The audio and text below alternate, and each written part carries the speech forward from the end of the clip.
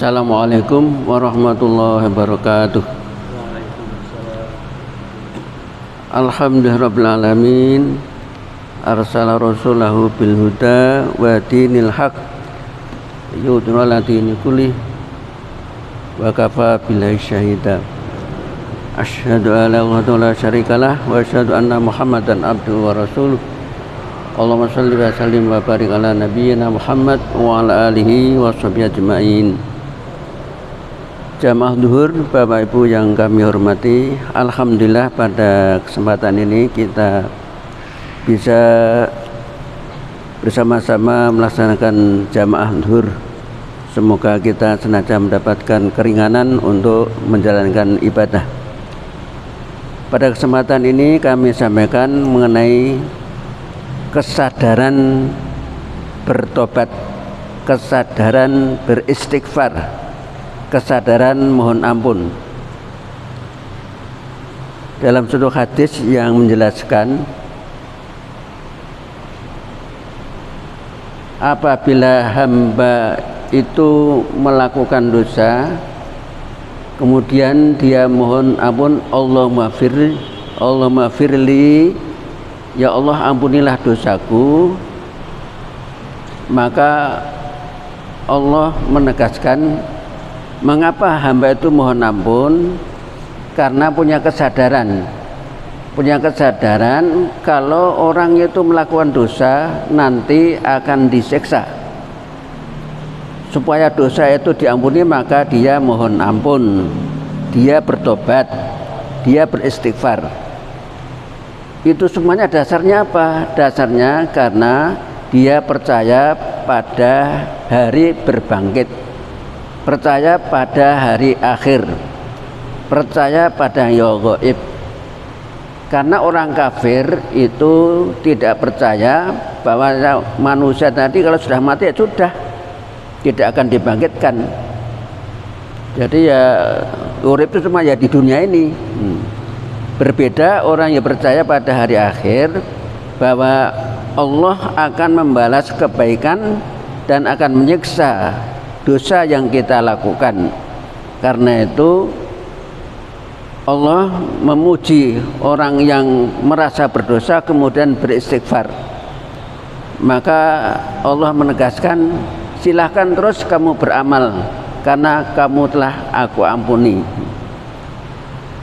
Oleh karena itu Allah menegaskan, wa inni laghaffarun liman taba wa amana wa amila sholihan summah tada.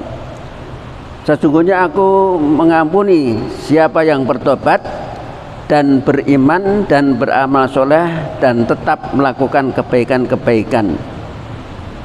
Sebagaimana kita ketahui bahwa manusia menyadari dapat bisa melakukan kesalahan karena lupa, karena memang salah, melakukan kesalahan. Yang ketiga karena beban berat, dan yang keempat karena beban yang tidak sanggup memikul.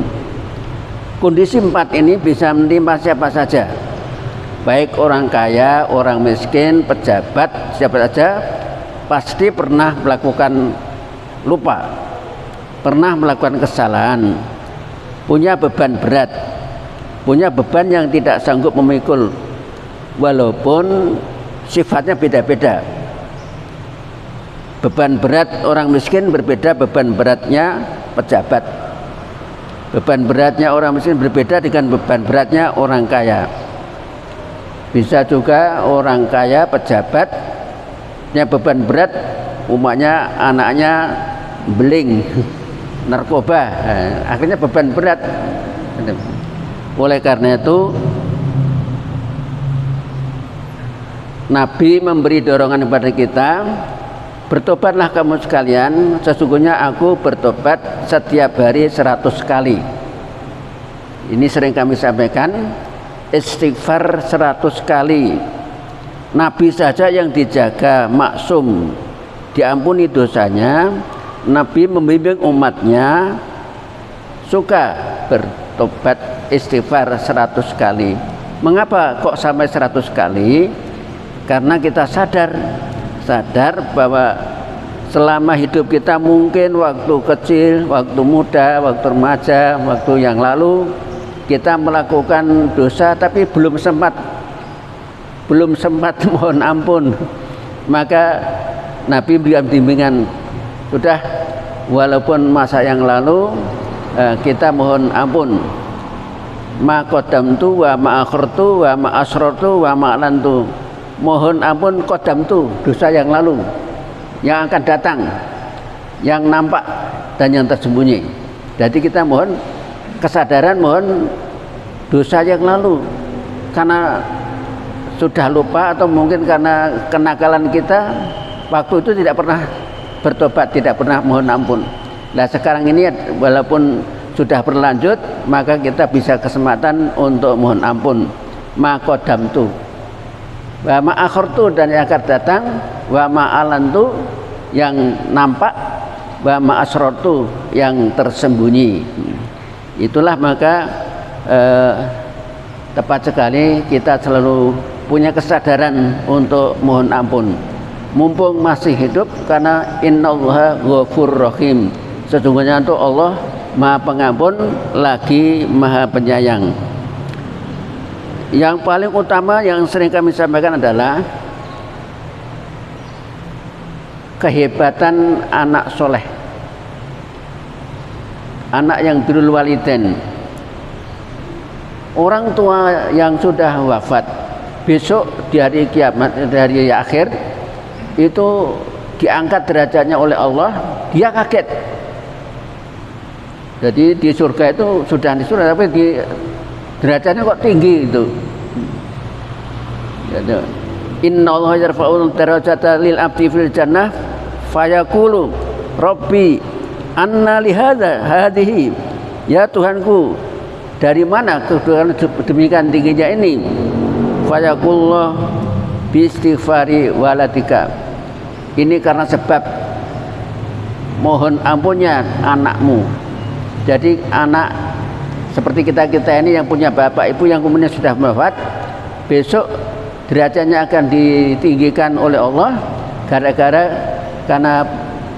kita selalu mohonkan ampun pada orang tua kita yang sudah wafat.